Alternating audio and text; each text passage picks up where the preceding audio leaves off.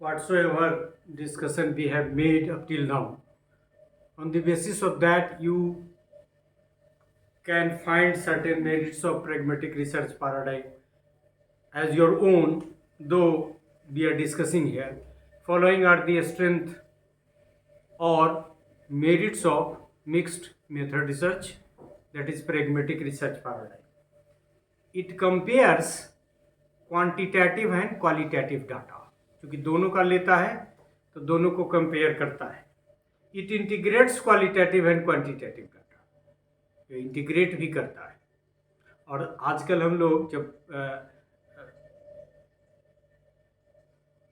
Interpretation करते हैं data का, तो जहाँ पैरामीट्रिक टेस्ट की मदद से, इन्फरेंशियल स्टैटिस्टिक्स की मदद से भी हम लोग डाटा का एनालिसिस करते हैं, तो भी फोटो उसका बना देते हैं, ग्राफ बना देते हैं.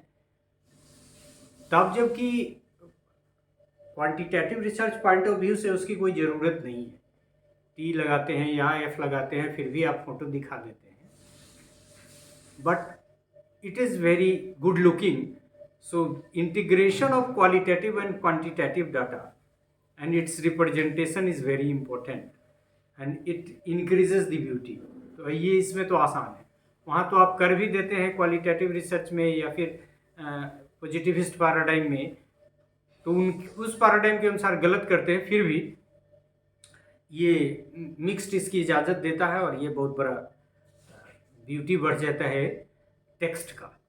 It reflects participants point of view, participants के एस्पेक्ट को भी देखा जाता है और कंसीडर किया जाता है. That is very important. It fosters scholarly interaction, क्योंकि डाटा कलेक्शन में जैसे भी हमने देखा कि क्यू मेथोलॉजी हो या फिर जेनरिक क्वालिटेटिव इंक्वायरी हो, वो सब बहुत इजाज़त देता है, फ्लेक्सिबिलिटी देता है. It improves methodological flexibility. अब एक ही तरह से नहीं करना है, ज़रूरत के अनुसार आप कर सकते हैं. So it's also its beauty. और हमने शुरू में भी कहा कि इंटरप्रेटिविस्ट पैराडाइम हो, क्रिटिकल रिसर्च पैराडाइम हो या फिर मिक्स्ड रिसर्च पैराडाइम हो, इस तीनों की एक बड़ी खासियत है जो सबसे बड़ा लिमिटेशंस है पॉजिटिविस्ट पैराडाइम का, और वो है इसकी फ्लेक्सिबिलिटी, एक लेवल से भी ज़्यादा flexibility. It collects rich and comprehensive data, क्योंकि जिस तरह से भी डाटा पॉसिबल है, इंटरव्यू है तो इंटरव्यू भी है, टेस्ट है तो टेस्ट भी लगा दीजिए, ऑब्जर्वेशन है तो ऑब्जर्वेशन भी लगा दीजिए, and like that. So it collects rich and comprehensive data. It uses words, pictures and narratives to add meaning to numbers. मतलब वही कह रहे हैं कि जो ग्राफिकल रिप्रेजेंटेशन की मैं बात कर रहा था, और यहाँ तो नैरेटिव और पिक्चर्स के साथ वर्ड्स की भी बात करता है, नंबर्स की भी बात करता है. तो जब words, number, picture, narrative aspect सब को आप एक साथ इंटीग्रेट करके किसी चीज़ को प्रेजेंट करते हैं, तो ऑब्वियस है कि वो बहुत सारी चीज़ों को कवर अप कर देता है. It uses numbers with words, pictures and narratives in this paradigm. वैसी ही बात है. इट प्रोवाइड्स क्वालिटेटिव एंड, दो बार क्वालिटेटिव ही इसमें लिखा गया है, आप उसको थोड़ा देखेंगे. It provides qualitative and quantitative research strength simultaneously. तो ये एक क्वालिटेटिव को आप कहीं भी पहले वाले को या दूसरे वाले को बदल देंगे.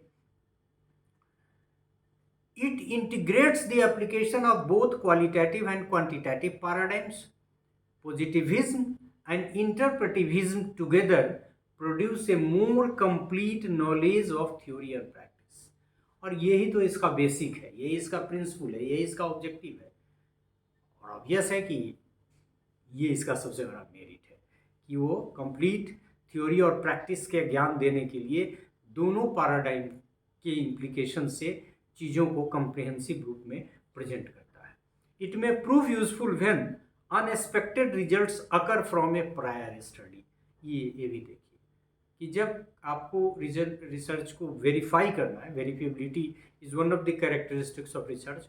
उस कंडीशन में जब अक्वार्ड रिजल्ट आ रहा है या फिर जो रिजल्ट ऐसा आया है कि किसी को पच नहीं रहा है, तो investigation by using pragmatic research paradigm is more beneficial and it can answer many questions which other paradigm in isolation cannot.